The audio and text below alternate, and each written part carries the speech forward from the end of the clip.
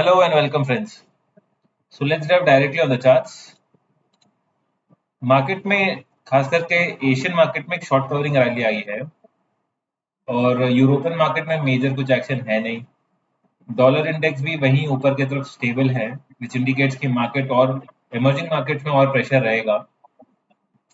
And US market में भी कोई मेजर एक्शन नहीं है।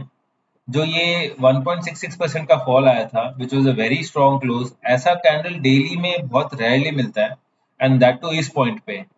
And one more significant development ये है कि यहाँ से जो रैली थी नीचे के साइड में, ये और एक सेकेंड लेग अब शुरू हुआ है, तो यहाँ से और फर्दर नीचे तक जा सकता है, लगभग 3-3.5% तक नीचे इजीली और नीचे ट्रैवल कर सकता है। दैट इज 4189 4190 लेवल्स तक जा सकता है, विच इज रफली अराउंड 3.4% 3.5%।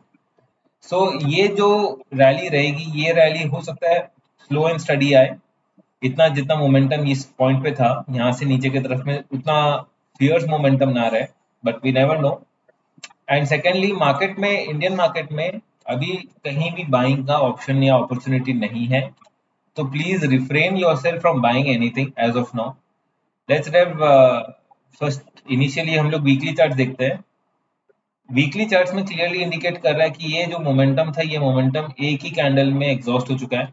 और इतना स्ट्रॉन्ग बेरिश कैंडल आप देखेंगे तो कहाँ दिख रहा है? ऐसा इस जगह पे, या यहाँ पे, या यहाँ पे, आप कहीं भी ले लीजिए, जो रैली के टॉप पे बन रहा है, विच इंडिकेट्स कि मार्केट में फर्दर सेलिंग आ सकता है और फर्दर सेलिंग मोमेंटम उसका काफी स्ट्रॉन्ग रहता है। तो ये इस तरह का कैंडल इंडिकेट करता है क्लियरली कि अब बाई तो नहीं करना है। सेल कहाँ करना है, कैसे करना है, वो बात का स्टोरी है, बट बाई नहीं करना है। बाई करके फंसने में मतलब नहीं है।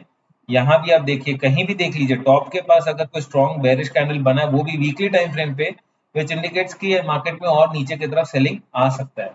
तो अगर ये इस तरह का कैंडल अगर बन रहा है और अगले वीक और थोड़ा नीचे की तरफ आ जाता है, अगर ये लो ब्रेक कर देता है, 19681 ब्रेक करके नीचे की तरफ आ जाता है, तो आप ये मान के चलिए 19200, it will be a piece of cake. 2 हफ्ते के विद इन 3 या 4 ट्रेडिंग सेशंस के अंदर ये 19200 निकल जाएगा। 19200 निकला तो सीधा आपको 18700 18600 आना टाइम नहीं लगेगा। तो यहाँ क्लियरली इंडिकेशन यही है कि मार्केट में कहीं भी बाइंग का ऑप्शन नहीं है। डेली टाइम फ्रेम पे भी देखेंगे तो आपको सब जगह सेलिंग है, फियर सेलिंग है। तो it's no way, no point in buying. ऐसा कुछ कैंडल बनने दीजिए, ट्रेंड के नीचे के साइड में ऐसा कुछ कैंडल बनने दीजिए, उसके बाद देखेंगे जब बाई करना है। बाई करने में जल्दी क्या है, थोड़ा महंगा बाई कर लेंगे, बट इस तरीके का सेलिंग में आप बाई करके फंसने से तो अच्छा है कि आप वेट करके बाई करिए। जब बाई का दिखने लग जाएगा मार्केट में, डेली अच्छा स्ट्रॉन्ग क्लोज दे देता है, उसके बाद बाई करने का सोचेंगे। बट इस तरीके का अगर सेलिंग आ रहा है, प्रेशर आ रहा है, विच क्लियरली इंडिकेट्स कि मार्केट में और नीचे के साइड में सेलिंग हो सकता है यहाँ कंसोलिडेट करे।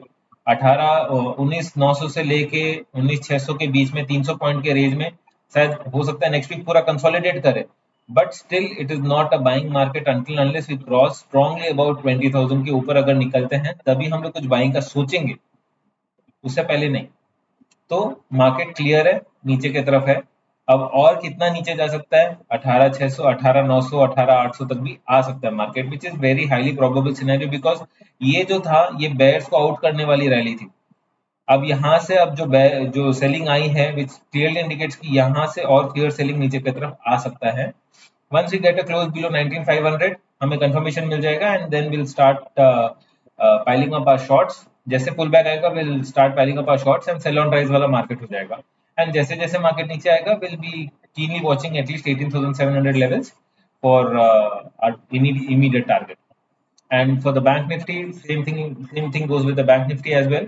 बैंक निफ्टी में भी अगर आप वीकली कैंडल देखेंगे तो एक बहुत मेजर सेलिंग आया है। जो 2 हफ्ते का बाइंग का मोमेंटम था, एक हफ्ते के अंदर सेलिंग के अंदर एग्जॉस्ट हो चुका है। और अगर ये ब्रेक करता है, दैट इज 43,500 ब्रेक करता है, that would be official double top, जो कि हमें 46,400 से लेके 43,500 तो लगभग ये 3,000 पॉइंट का डबल टॉप बनेगा। तो that would give us a radius of रफली अराउंड 40,000 लेवल्स तक भी आ सकता है।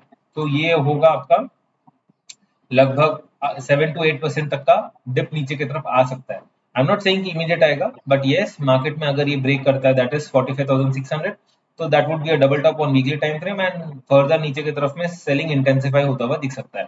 क्योंकि ये जो रहेगा, जो हायर हाई बना रहा था, ये वाला मोमेंटम जैसे नीचे की तरफ ब्रेक करेगा तो ये हायर हाई वाला फेज खत्म हो जाएगा, मार्केट स्ट्रक्चर में चेंज हो जाएगा, that to weekly time frame में। दैट वुड क्लियरली इंडिकेट्स कि मार्केट में सेल ऑन राइज वाला आ जाएगा। एंड सेकेंडली, अभी जिस जगह पे मार्केट है, थोड़ा भी पुल बैक आएगा तो people will be ready to grab the opportunity to sell further. And long जितने भी थे वो अब काटना शुरू कर देंगे। तो दैट क्लियरली इंडिकेट्स कि और सेलिंग प्रेशर इंटेंसिफाई हो सकता है।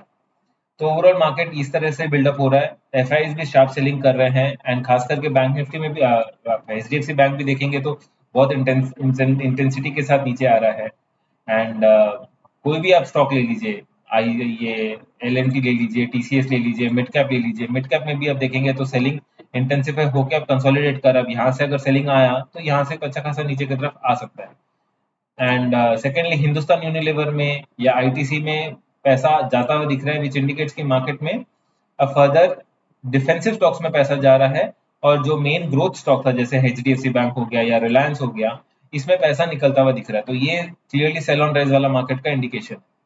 एंड ऐसा पॉइंट पे इट्स बेटर कि आप लॉन्ग ना करें, एटलीस्ट शॉर्ट अगर आप नहीं भी करना चाहते हैं या आपको नेचर में सूट नहीं करता है, एटलीस्ट लॉन्ग मत करिए, लॉन्ग करके फंसिएगा। That's it for today. Weekly review मैं कल पोस्ट कर दूंगा। Thank you for joining.